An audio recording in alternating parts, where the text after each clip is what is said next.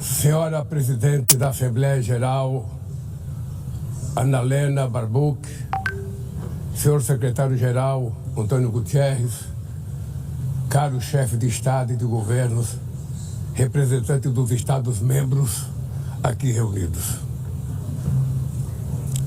Este deveria ser um momento de celebração das Nações Unidas. Criada no fim da guerra, a ONU simboliza a expressão mais elevada da aspiração pela paz e pela prosperidade.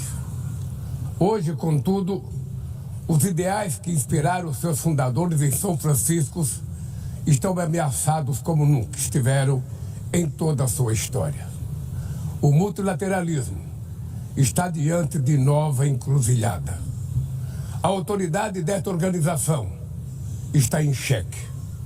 Assistimos à consolidação de uma desordem internacional marcada por seguidas concessões à política do poder. Atentados à soberania, sanções arbitrárias e intervenções unilaterais estão se tornando regra. Existe um evidente paralelo entre a crise do multilateralismo e o enfraquecimento da democracia. O autoritarismo se fortalece quando nos omitimos frente a arbitrariedades. Quando a sociedade internacional vacila na defesa da paz, da soberania e do direito, as consequências são trágicas. Em todo o mundo, forças antidemocráticas tentam subjugar as instituições e sufocar as liberdades. Cultuam a violência, exalta a ignorância, atuam como milícias físicas e digitais e cerceiam a imprensa. Mesmo sob ataques sem precedentes, o Brasil optou por resistir e defender sua democracia, reconquistada há 40 anos pelo seu povo, depois de 2 décadas de governo ditatoriais. Não há justificativa para as medidas unilaterais e arbitrárias contra nossas instituições e nossa economia. A agressão contra a independência do Poder Judiciário é inaceitável. Esta ingerência em assuntos internos conta com o auxílio de uma extrema-direita subserviente e saudosa de antigas hegemonias. Falsos patriotas arquitetam e promovem publicamente ações contra o Brasil. Não há pacificação com impunidade. Há poucos dias, e pela primeira vez em 525 anos de nossa história, um ex-chefe de Estado foi condenado por atentar contra o Estado Democrático de Direito. Foi investigado, indiciado e julgado, e responsabilizado pelos seus atos em um processo minucioso.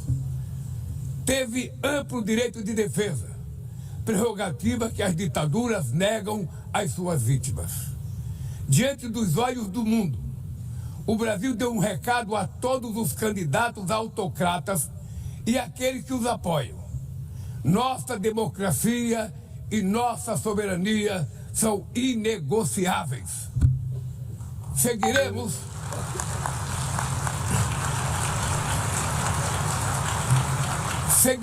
como nação independente e como povo livre de qualquer tipo de tutela. Democracias sólidas vão além do ritual eleitoral. Seu vigor pressupõe a redução das desigualdades, a garantia dos direitos mais elementares, a alimentação, a segurança, o trabalho, a moradia, a educação e a saúde. A democracia falha quando as mulheres ganham menos que os homens ou morrem pelas mãos de parceiros e familiares. Ela perde quando fecha suas portas e culpa migrantes pelas mazelas do mundo. A pobreza é tão inimiga da democracia quanto o extremismo. Por isso, foi com orgulho que recebemos da FAO a confirmação de que o Brasil voltou a sair do mapa da fome este ano de 2025. Mas no mundo, ainda há 670 milhões de pessoas famintas e cerca de 2 bilhões e 300 milhões enfrentam insegurança alimentar. A única guerra que todos podem sair vencedores é a que travamos contra a fome e a pobreza. Esse é o objetivo da Aliança Global que lançamos no G20 e que já conta com o apoio de 103 países.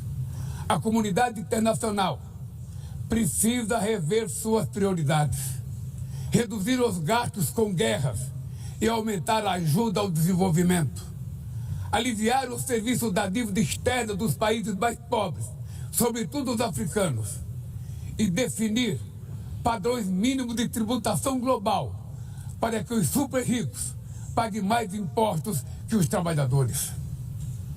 A democracia também se mede pela capacidade de proteger as famílias e a infância. As plataformas digitais trazem possibilidade de nos aproximar como jamais havíamos imaginado, mas têm sido usadas para semear intolerância, misoginia, xenofobia e desinformação. A internet não pode ser terra sem lei. Cabe ao poder público proteger os mais vulneráveis. Regular não é restringir a liberdade de expressão, é garantir que o que já é ilegal no mundo real seja tratado assim também no ambiente digital, no ambiente virtual. Ataques à regulação servem para encobrir interesses escusos e dar guarida a crimes como fraudes, tráfico de pessoas, pedofilia e investidas contra a democracia. O Parlamento brasileiro, corretamente, apressou-se em abordar esse problema. Com orgulho, promulguei na última semana uma das leis mais avançadas do mundo para a proteção de crianças e adolescentes na esfera digital. Também enviamos ao Congresso Nacional projeto de lei para fomentar a concorrência nos mercados digitais e para incentivar a instalação de data centers sustentáveis.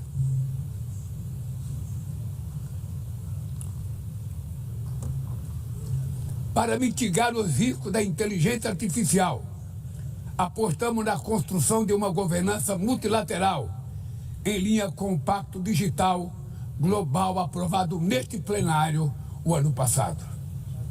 Senhoras e senhores, na América Latina e Caribe, vivemos um momento de crescente polarização e instabilidade.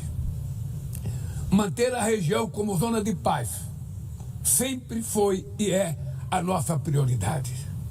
Somos um continente livre de armas de destruição em massa, sem conflitos étnicos ou religiosos. É preocupante a equiparação entre a criminalidade e o terrorismo. A forma mais eficaz de combater o tráfico de drogas é a cooperação para reprimir a lavagem de dinheiro e limitar o comércio de armas. Usar força letal em situações que não constituem conflitos armados equivale a executar pessoas sem julgamento. Outras partes do planeta já testemunharam intervenções que causaram danos maiores do que se pretendia evitar, com graves consequências humanitárias. A via do diálogo não deve estar fechada na Venezuela. O Haiti tem direito a um futuro livre de violência e é inadmissível que Cuba seja listada como o país que patrocina o terrorismo. No conflito na Ucrânia,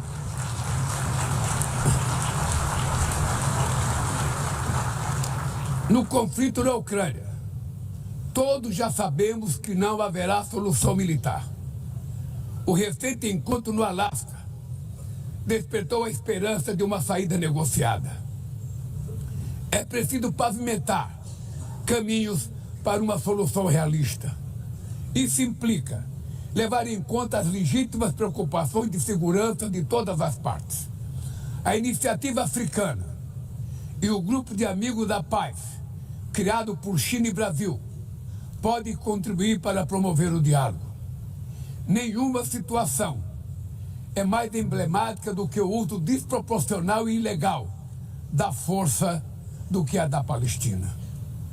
Os atentados terroristas perpetrados pelo Hamas são indefensáveis sob qualquer ângulo, mas nada, absolutamente nada, justifica o genocídio em curso em Gaza. Ali, sob toneladas de escombros, estão enterradas dezenas de milhares de mulheres e crianças inocentes.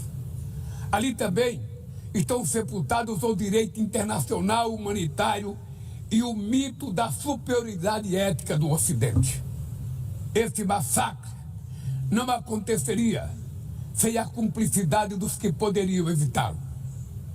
Em Gaza, fome é usado como arma de guerra e o deslocamento forçado de populações é praticado impunemente. Quero expressar minha admiração aos judeus que, dentro e fora de Israel, se opõem a essa punição coletiva. O povo palestino corre o risco de desaparecer. Só sobreviverá como um Estado independente integrado à comunidade internacional. Esta é a solução defendida por mais de 150 membros da ONU, reafirmada ontem aqui, nesse mesmo plenário, mas obstruída por um único veto. É lamentável que o presidente Mahmoud Abbas tenha sido impedido pelo país anfitrião de ocupar a bancada da Palestina nesse momento histórico.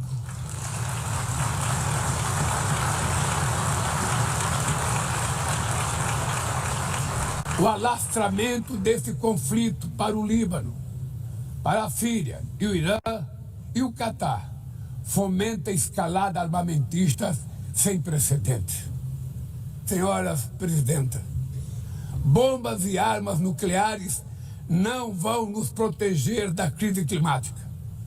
O ano de 2024 foi o mais quente já registrado. A COP30 em Belém, no Brasil, será a COP da verdade. Será o momento de os líderes mundiais provarem a seriedade de seu compromisso com o planeta. Sem ter o quadro completo das contribuições nacionalmente determinadas, as chamadas NDCs, caminharemos de olhos vendados para um verdadeiro abismo. O Brasil se comprometeu a reduzir entre 59% e 67% suas emissões, abrangendo todos os gases de efeito estufa em todos os setores da economia. Nações em desenvolvimento enfrentam a mudança do clima ao mesmo tempo que lutam contra outros desafios. Enquanto isso, países ricos usufruem de padrão de vida obtido às custas de 200 anos de emissões de gases. Exigir maior ambição e maior acesso a recursos e tecnologias não é uma questão de caridade, é apenas uma questão de justiça. A corrida por minerais críticos essenciais para a transição energética não pode reproduzir a lógica predatória que marcou os últimos séculos. Em Belém, o mundo vai conhecer a realidade da Amazônia. O Brasil já reduziu pela metade o desmatamento na região nos 2 últimos anos. Erradicá-lo requer garantia, condições dignas de vida para seus milhões de habitantes. Fomentar o desenvolvimento sustentável é o objetivo do Fundo Florestas Tropicais para Sempre, que o Brasil pretende lançar para remunerar os países que mantêm suas florestas em pé. É chegado o momento de passar da fase da negociação para a etapa da implementação. O mundo deve muito ao regime criado pela Convenção do Clima, mas é necessário trazer o combate à mudança do clima para o coração da ONU, para que ela tenha a atenção que merece. Um conselho vinculado à Assembleia Geral, com força e legitimidade para monitorar compromissos, dará coerência à ação climática. Trata-se de um passo fundamental na direção de uma reforma mais abrangente da organização, que contemple também um Conselho de Segurança ampliado nas duas categorias de seus membros. Poucas áreas retrocederam tanto como o sistema multilateral de comércio.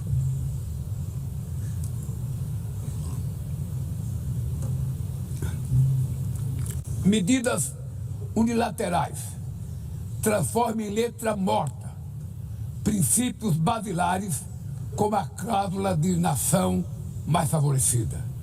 Desorganizam cadeias de valor e lançam a economia mundial em uma espiral perniciosa de preços altos e estagnação.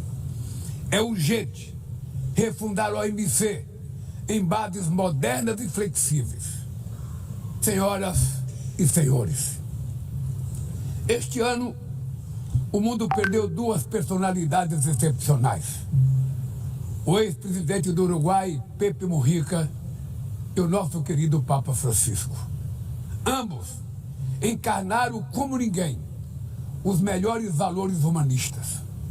Suas vidas se entrelaçaram com as 8 décadas de existência da ONU.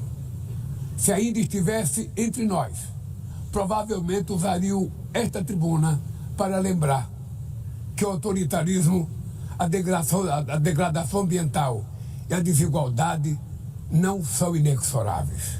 Que os únicos derrotados são os que cruzam os braços resignados.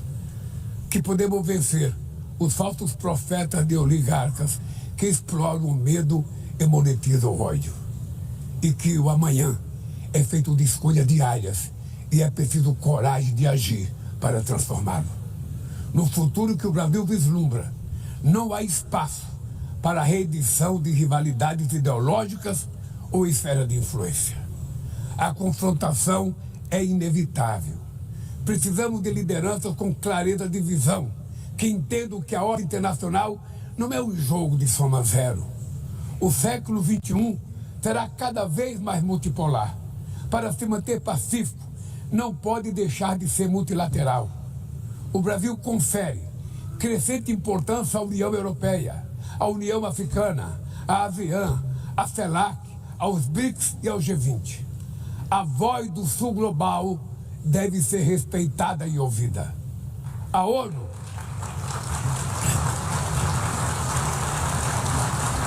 ONU tem hoje quase 4 vezes mais membros do que os 51 que estiveram na sua fundação.